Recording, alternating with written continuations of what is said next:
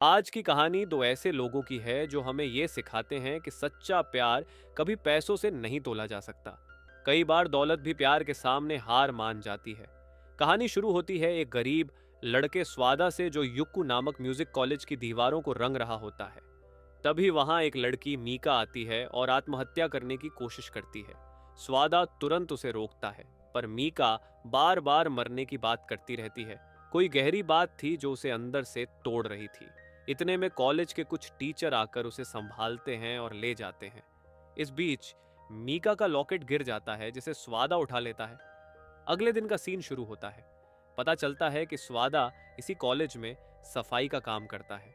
वह कुछ नहीं बोलता क्योंकि बचपन में एक हादसे में उसकी आवाज हमेशा के लिए चली गई थी। दूसरी तरफ मीका की दोस्त उससे जानने की कोशिश करती है कि वह जान क्यों देना चाहती थी। मीका बेहद शालीनता से जवाब देती है और अपनी स्टिक लेकर चली जाती है क्योंकि वह देख नहीं सकती। उसका इलाज चल रहा है लेकिन अभी वक्त लगेगा। वह अब और इंतजार नहीं कर पा रही थी, इसलिए उसने आत्महत्या की कोशिश की थी। रात को स्वाद अपने दोस्तों से मिलता है, जिनमें उसका खास दोस्त मीशो भी है। तभी कुछ गुंडे एक आदमी को पीटते हैं और उसकी गर्लफ्रेंड रोती रहती है। यह देख स्वादा से रहा नहीं जाता और वह जाकर गुंडों से भिड़ जाता है। तभी पुलिस आ जाती है और सब भाग जाते हैं। ये बताता है कि स्वादा दिल से बहुत नेक है। वह दूसरों का दर्द सहन नहीं कर सकता, चाहे खुद कितनी ही मुश्किल में क्यों ना हो। अगले दिन जब वह कॉलेज के गार्डन की सफाई कर रहा होता है, उसे मीका फिर से दिखती है, जो अकेले स्टोर हॉल की तरफ जा रही थी। वहां म्यूजिक इंस्ट्रूमेंट रखे होते हैं। वह पियानो बजाने लगती है और उसकी धुन सुनकर स्वादा खिंचता हुआ बाहर खड़ा हो जाता है। पर पियानो बजाते बजाते मीका उस हादसे को याद कर रो पड़ती है जिसमें उसने अपनी आंखों की रोशनी खो दी थी। वह उठने लगती है, पर उसका पैर एक टेबल से टकरा जाता है और वह गिर जाती है। स्वादा उसे उठाने दौड़ता है, लेकिन मीका डर जाती है कि कोई अनजान व्यक्ति वहां क्यों आया। स्वादा बोल तो नहीं सकता, इसलिए चुपचाप उसकी स्टिक देकर चला जाता है। ये दोनों कहीं ना कहीं एक जैसे हैं। मीका के पास सब कुछ है, पर देखने की आंखें नहीं, और स्वादा के पास आवाज नहीं है जिससे वह दिल की बात कह सके। रात को डिनर पर जाते समय स्वादा और मीशो एक महंगी कार को देखते हैं। मीशो उसे छूता है, तभी उसका मालिक आकर उन्हें अपमानित करता है कि गरीबों के हाथों से उसकी कार गंदी हो जाएगी। स्वादा चुपचाप सह लेता है। अगली सुबह स्वादा कॉलेज जा रहा होता है, तभी उसे मीका की माँ और दादी दिखती हैं, जो मीका को कॉलेज जाने से रोक रही होती हैं। उनका कहना होता है कि वह घर से भी पढ़ सकती है, लेकिन मीका को यह लाचारी मंजूर नहीं। वह खुद के सहारे चलना चाहती है, इसलिए अकेले कॉलेज के लिए निकल पड़ती है। स्वादा उसके आगे आगे चलकर रास्ता साफ करता जाता है ताकि मीका को कोई परेशानी ना हो। लेकिन जब वह स्टोर हॉल पहुंचती है तो दरवाजा बंद होता है, जिससे वह उदास हो जाती है। यह देख स्वादा चुपचाप जाकर चाबी ले आता है और दरवाजा खोल देता है ताकि मीका अभ्यास कर सके।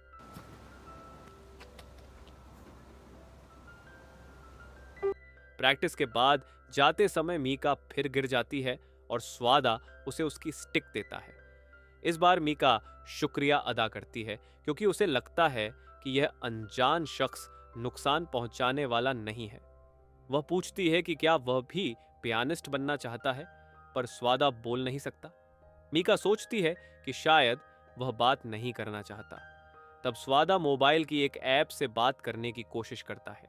मीका कहती है, अगर हाँ कहना हो तो एक बार हाथ पर टैप करना और ना कहना हो तो 2 बार। स्वादा टैप करने ही वाला होता है, लेकिन फिर सोचता है कि अगर उसने उसके हाथ को छुआ तो शायद मीका को गंदा लगे, इसलिए वह पेन से टैप करता है। मीका समझ जाती है कि हाँ, वह भी पियानो सीखना चाहता है और कहती है, क्या तुम मेरे लिए रोज गेट खोल दिया करोगे? स्वादा टैप करके हाँ कहता है। मीका बहुत खुश हो जाती है और फिर एक और गुजारिश करती है, क्या तुम कभी मुझे अपनी पियानो ट्यून सुना सकते हो? अब स्वादा मुश्किल में आ जाता है क्योंकि वह मीका को यह नहीं बता सकता कि वह सिर्फ एक सफाई कर्मी है। शायद तब मीका उससे बात भी ना करे, इसलिए वह झूठ में हाँ कर देता है। अगले दिन टीचर मीका से कहती हैं कि उसकी आंखें तो नहीं ही दिखती, अब उसके हाथ भी काम नहीं कर रहे। क्या वह फिर भी म्यूजिक कंपोजर बन पाएगी? यह सुनकर मीका को गुस्सा आता है क्योंकि उसका सपना हमेशा से पियानिस्ट बनने का था और वह हार मानने वाली नहीं है। एक दिन स्वादा गार्डन की सफाई कर रहा होता है, तभी उसे लगता है स्टोर हॉल में मीका है, लेकिन अंदर तो वो अमीर लड़का आ रहा होता है जो पोर्शे का मालिक था। स्वादा उसकी ट्यून सुनकर उसे धन्यवाद कहता है और पूछता है कि क्या वह उसके लिए पियानो बजा सकता है। आरा बहुत बदतमीजी से जवाब देता है, अपनी शक्ल देखी है। उसी रात आरा एक कसीनो में हार रहा होता है। कसीनो मालिक उसे रोकता है कि उस पर बहुत कर्ज है, वह अब नहीं खेल सकता।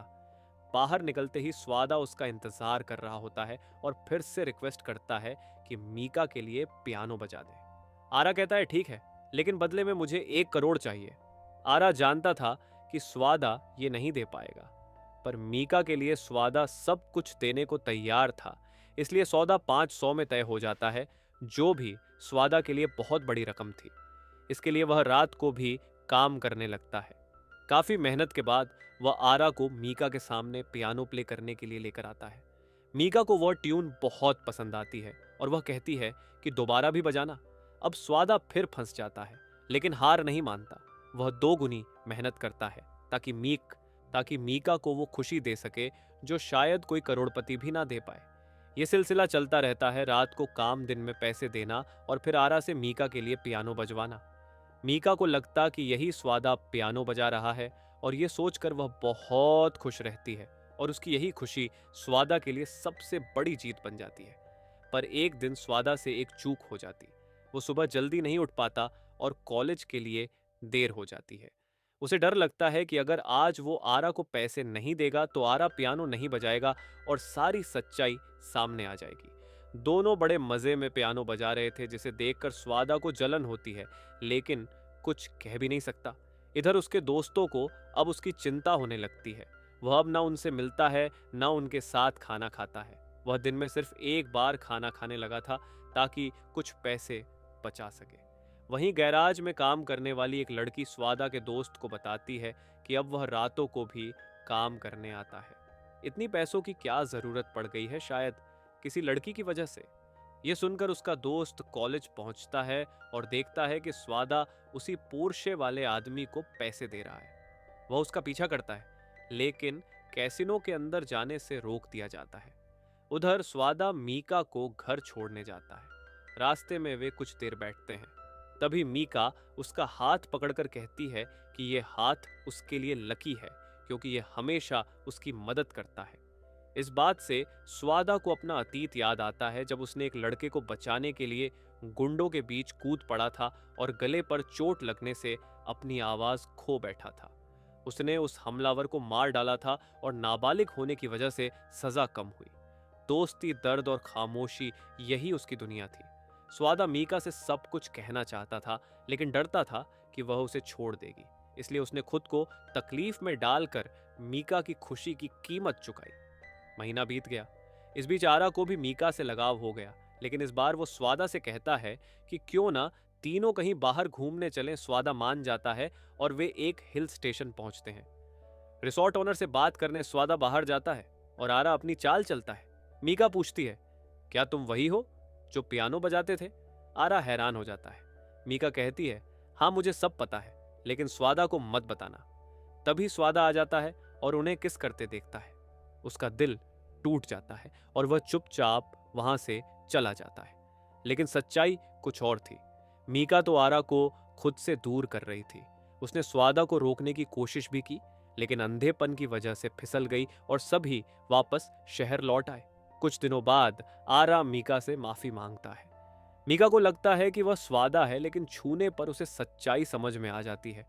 तभी एक कार आकर दोनों को जबरदस्ती उठा ले जाती है। स्वादा जब मीका को नहीं देख पाता तो टूट कर लौट आता है। उसके दोस्त मीशो बताता है कि अब उसे पैसे देने की जरूरत नहीं है। उसने कैसीनो के गार्ड से सौदा करके मीका और आरा दोनों को उठवा लिया था। यह सुनकर स्वादा आग बबूला हो जाता है। उसने मीशो को थप्पड़ मारा और पूछा, मीका कहाँ है? जब स्वादा वहां पहुंचता है, गार्ड उसे देखकर कहता है, काम आसान कर दिया। लेकिन स्वादा गुस्से में सबको पीट देता है। पर जब बॉस हावी होने लगता है, मीका उसे बचाने के लिए अपनी स्टिक से हमला करती है, लेकिन गलती से वॉर आरा को लग जाता है। वह गिर जाता है और बॉस भाग निकलता है। स्वादा सारा दोष खुद पर ले लेता है और मीका को चुप रहने को कहता है। पुलिस आ जाती है और उसे गिरफ्तार कर लेती है। मीका जेल में आकर पूछती है, ऐसा क्यों किया? स्वादा कहता है कि अगर वह बोलेगा तो मीशो भी फंसेगा। मीका फिर आरा से भी मिलती है और माफी मांगती है। कुछ महीनों बाद मीशो मीका को स्वादा का खत देता है जिसमें लिखा था कि वह अपने सपनों को पूरा करे और दोबारा उससे कभी न मिले। लेकिन मीका उसे ढूंढना चाहती है। 6 साल बीत जाते हैं। मीका एक सफल कलाकार बन जाती है लेकिन भीतर से अधूरी रहती है। आरा अब भी उसके साथ है लेकिन उसके चेहरे पर वह मुस्कान नहीं ला पाया जो एक गरीब लड़का स्वादा ला गया था। आरा उसे बताता है कि स्वादा अब कहाँ है। मीका वहां जाती है लेकिन वह खुद को नहीं दिखाता क्योंकि उसने अपना नाम बदल लिया है। मीका हार मानने ही वाली थी कि तभी उसका लॉकेट गिरता है और